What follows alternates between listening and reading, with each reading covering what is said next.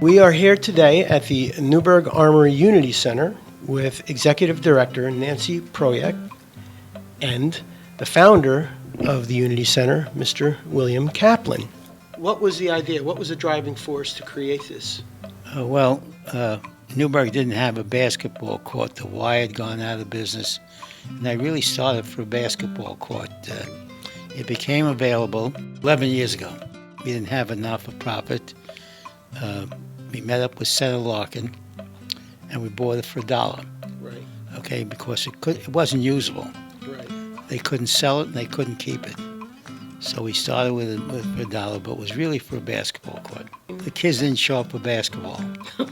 They didn't show up. No. But we fortunately we had some contacts with Mount St. Mary's, and they put in a couple programs, starting with a reading program. And then the children that came in to play basketball, they used to run out right after the basketball.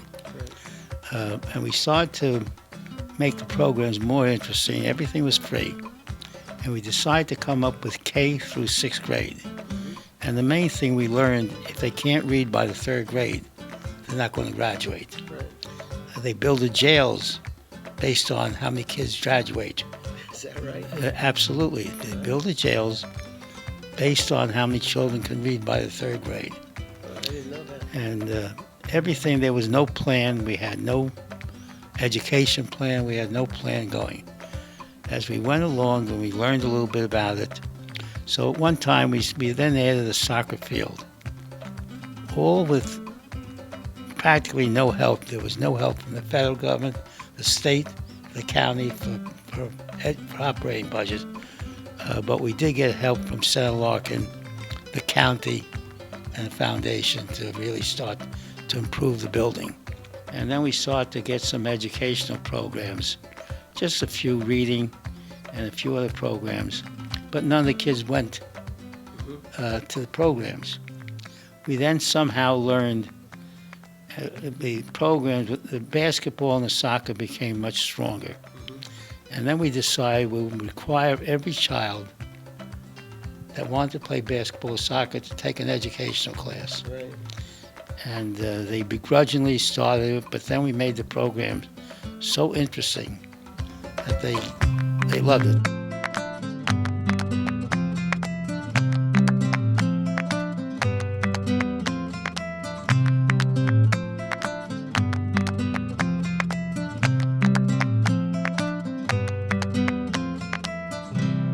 Dile que nosotros solo llevamos 2 años aquí en New York. We just have been here 2 years ago. We just came here 2 years ago. From where did you come from? Colombia. Colombia? Yes. Wow. Where did you learn to speak such good English? So we didn't learn like normal English in here. In Colombia they just say like basic things like hello, 1, 2, 3. and Hello, things. goodbye, I'm hungry. 1, 2, 3, 4, 5. 1, 2, 3, 4, 5, right, that's right. And when we came here and I went to school, I was really quiet so I could listen. And I think that's how I started learning, started speaking it, and I wasn't afraid to speak it when I left. When I came here, I wasn't afraid to speak it. We have a classic example of somebody who did not follow the rules, did not believe in the magic of the mask, and now is suffering from COVID. Let's see what he has to say. You followed all the rules except the most important one, the magic of the mask. Why didn't you wear the mask? Why don't you believe in it? Nos dijo un amigo de aquí de Newburgh, un amigo, y venimos a preguntar por qué tú querías estudiar esto, practicar. So she said that a friend of ours, told my mom about it, and she was interested because she knew that I loved acting. My brother loved soccer, and my sister also loved acting. So that's. We're here at St. Luke's Hospital to investigate this new pandemic that is threatening the country and the world. I am here with Detective Princess and Detective Alexander from the Newburgh City Police. Do you have any clues to when the pandemic will hit? We estimate in 1 week.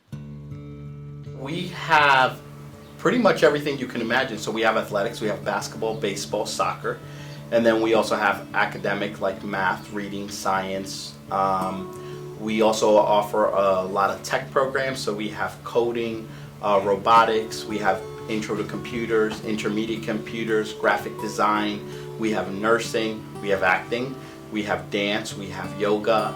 We have a beautiful garden in the back, a community garden where the kids grow their own fruits and vegetables and they get to eat it. Basically, we have it all.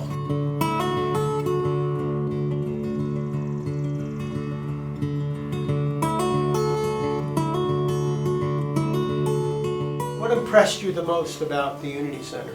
¿Qué les impresionó más de acá? La cantidad de programas que hay para todos los niños. She says that there are lots of programs in here for kids, so that's why. They're coming here for fun. They're doing kitchen chemistry, so they're learning science. They're doing science, but it's a lot of fun. They're using household materials. Today they were popping balloons. Last week they were doing something fizzy. So every week they're having a really good time. And you've been with us a long time, right? How long have you been with? Well, I've only been executive director for a month. But you've been I've been a here. You've been volunteer volunteering. for probably 8 years. Yes. I loved it. First time I met Mr. Kaplan here was 11 years ago. And what can you do? And I said, well, I don't have any money to give you, but I can sure do an acting program. And that, I tell you, for me as a volunteer, it's the coolest thing I do. Right now, our magic is that we required parents to be with the kids. We didn't provide busing, and that was the magic of the place. They felt comfortable when they came in.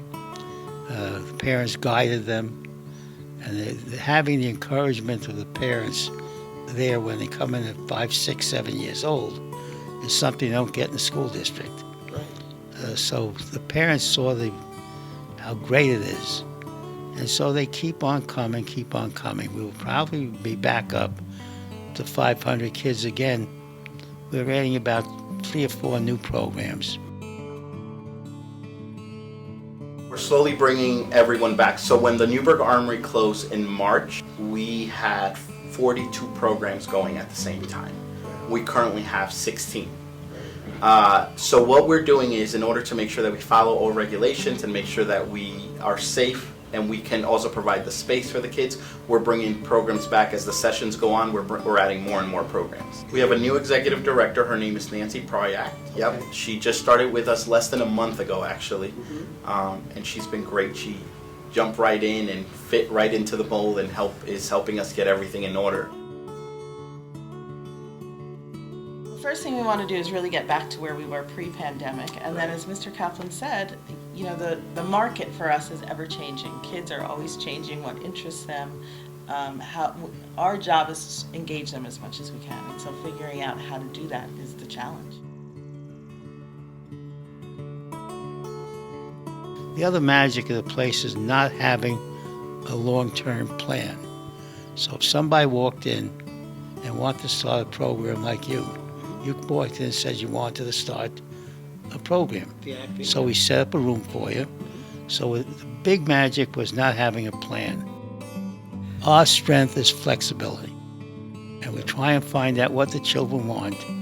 And before you turned around, we were teaching technology and computers way ahead of the schools, all right? So this way we didn't have to ask anything. Right. Teacher came in, we said yes.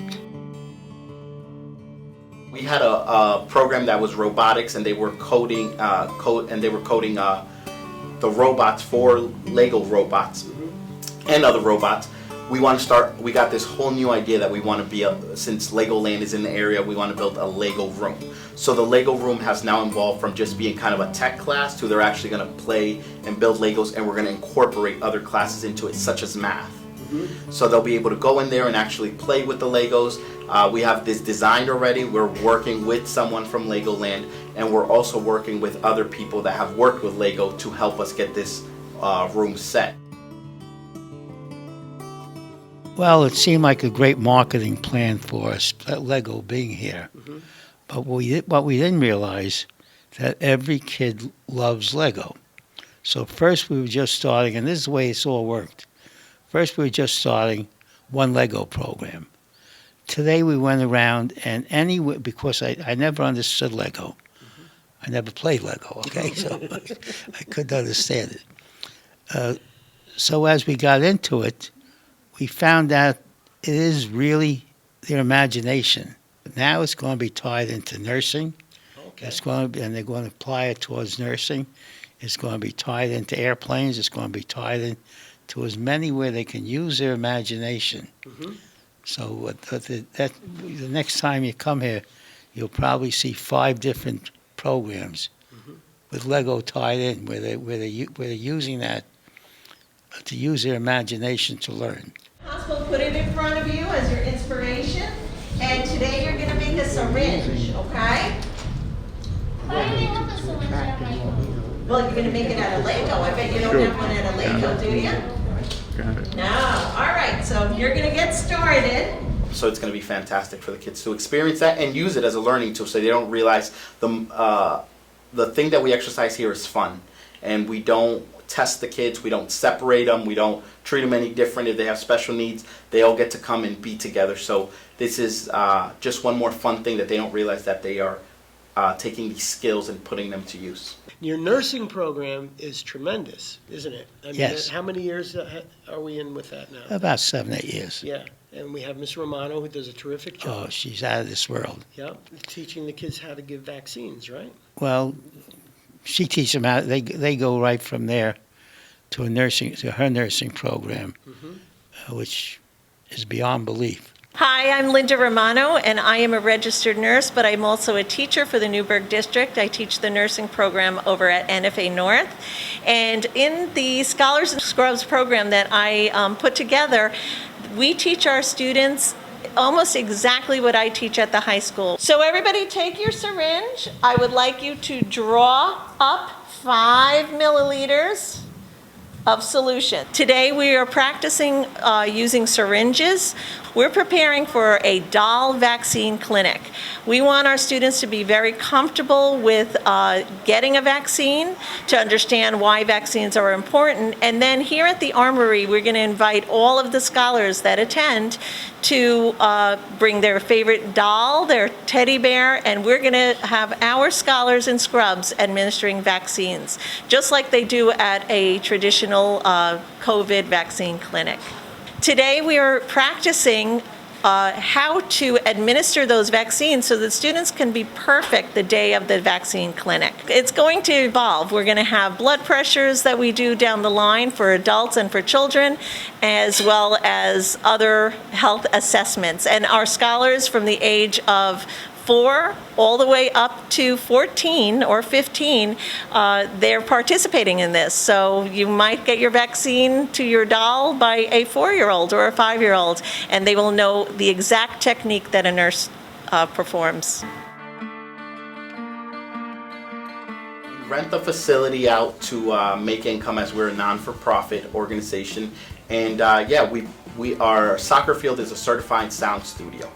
So there's all these films being done in upstate New York, and they look us up and they know that they can rent the Newburgh Armory. So we just had HBO here filming, not filming, they used it as a dressing area. We have Hallmark coming. Hallmark is going to be filming some sort of love story, I don't remember the name of it. And after that, HBO is actually coming back for the same movie to produce again. But in the last 3 years before the pandemic, we actually have had several movies filmed here. Another smaller production company produced a movie called Trick. It was kind of like a horror movie where... And we had our kids in it. And we had our kids in it. So the kids from the acting class were hired as extras, and they were extremely happy and excited about that, and they were able to be in the background. 2 years ago, before the pandemic, there was a major horror film made. Yes. And I worked for the stages, and I was driving the talent, and I was picking kids up at the airport. And I asked the casting director, "Why are you bringing kids in from LA? I got tons of kids. I got great kids here." And convinced them to put 25 of our kids in that movie, and I asked them to pay the kids. Not a lot, $25 each. And I got to tell you, I drove there, let me drive the bus with the kids. The hair and makeup people came, they got them all ready for the movie, and, you know, they were so excited.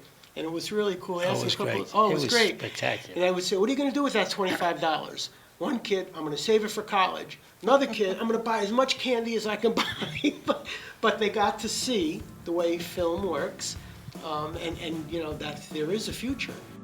But I'll tell you, as a volunteer, what I like is that nobody here tells me I have to do, like you said, they don't tell me you have to do this, you have to do that.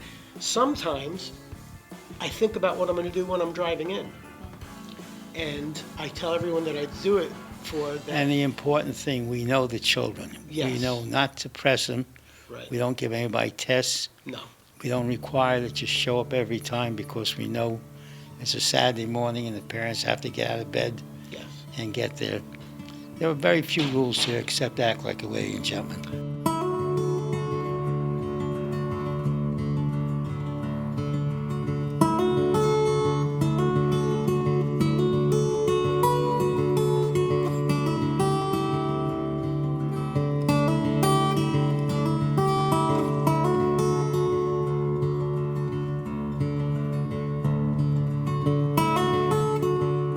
I hope that we get more families coming. I hope that we can get back to some normalcy. I mean, we are getting there. I think we are getting there at a faster rate than we thought, actually. We thought we were going to have to be slower than what we're currently doing now, but I hope that we get there quick. You know, more and more kids want to come. More and more kids want to register. This registration, we squeezed in a few extra kids. We were only set up for 250.